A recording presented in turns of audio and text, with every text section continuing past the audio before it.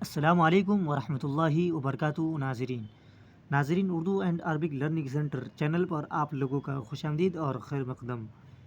ناظرین آج ہم دین کی باتیں کتاب کا لیکچر نمبر 19 پڑھیں گے، جس میں ہم آج پڑھنے والے ہیں اذان کا بیان.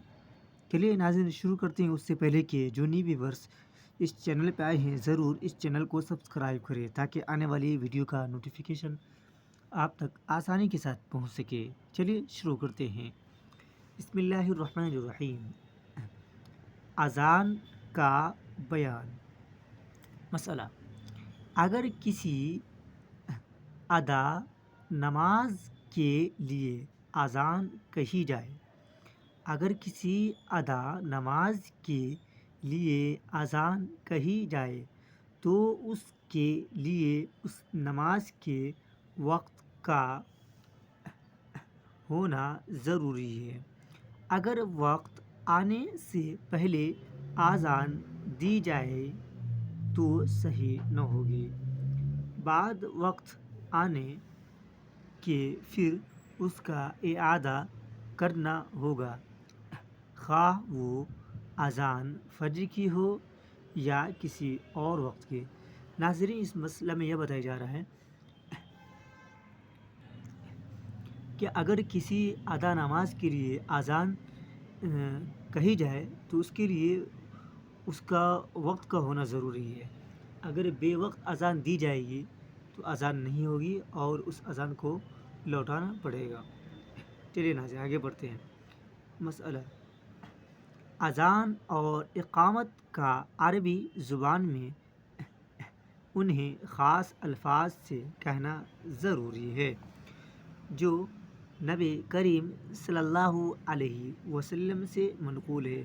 یعنی اذان اور اقامت عربی میں ہی ہم دیں گے. اس کے علاوہ اگر ہم کسی اور زبان میں دیں گے تو ہماری اذان اور اقامت نہیں ہوگی. چلیے ناظرین.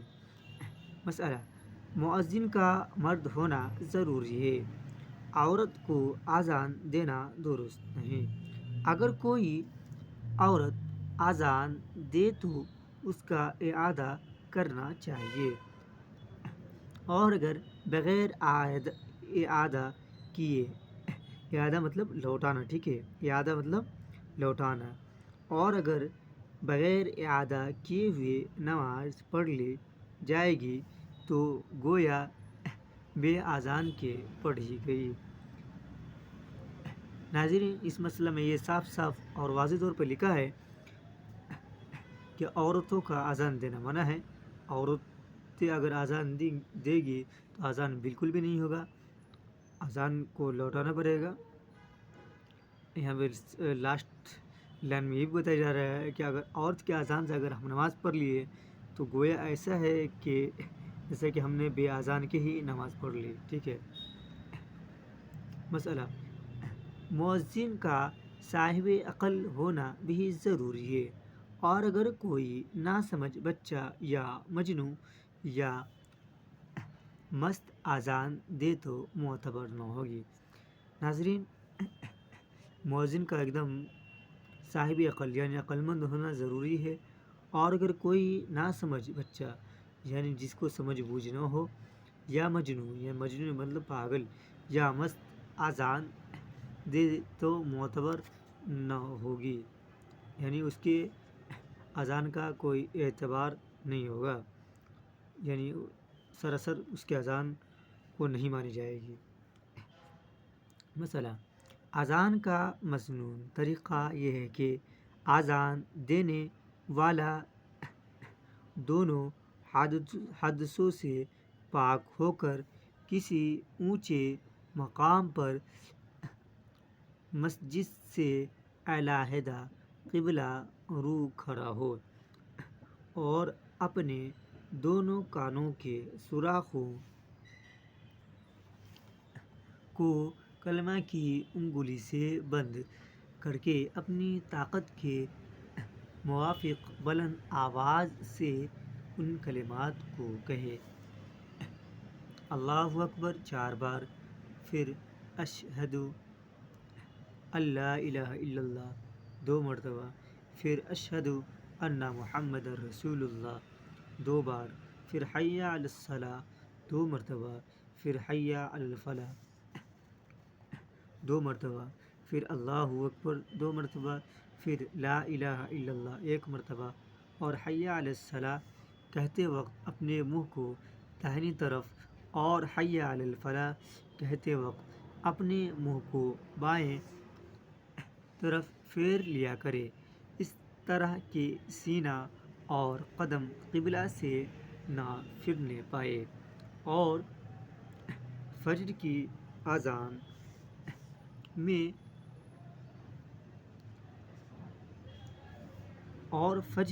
अज़ान में बाद हय्या अलल फलाह के अस्सलातु खैरुम मिनन नौम, यानी फज्र की अज़ान में हय्या अलल फलाह के बाद अस्सलातु खैरुम मिनन नौम भी 2 मरतबा कहे।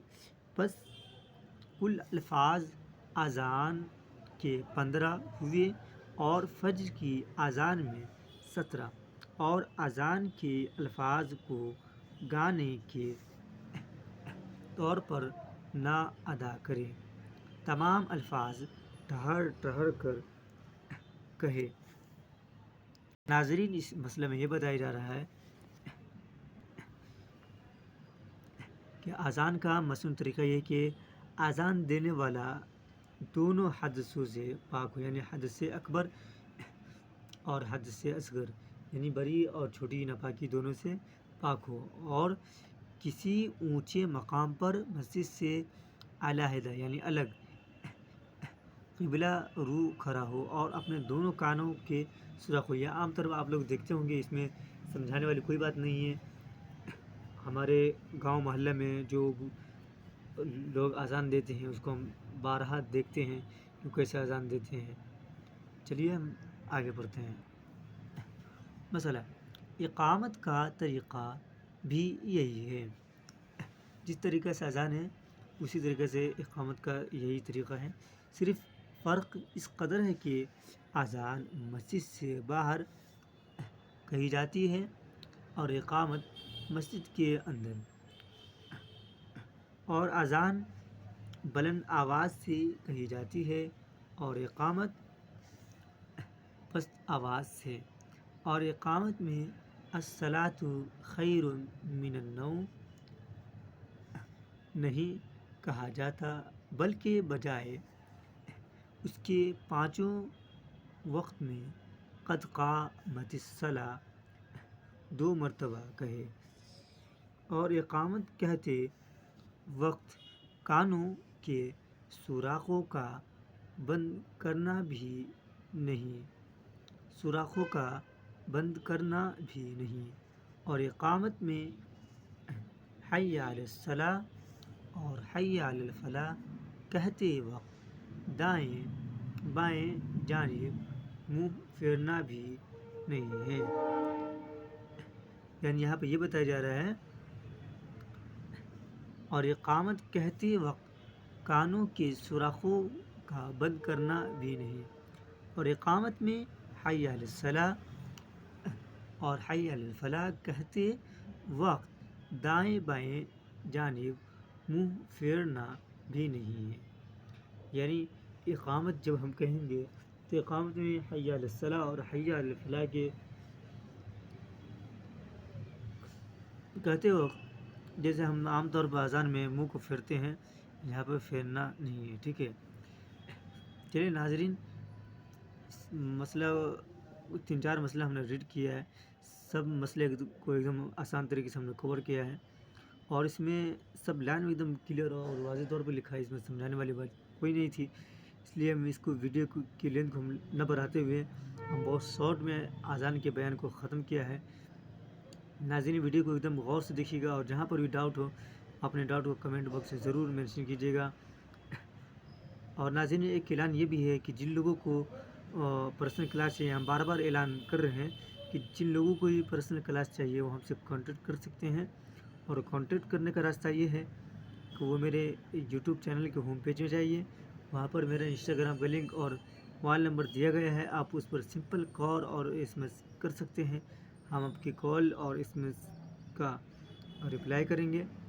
چلیے ناظرین، ویڈیو کو یہیں پوز کرتے ہیں، پھر ملتے ہیں نیکسٹ ویڈیو میں، جب تک کے لیے بائے، السلام علیکم۔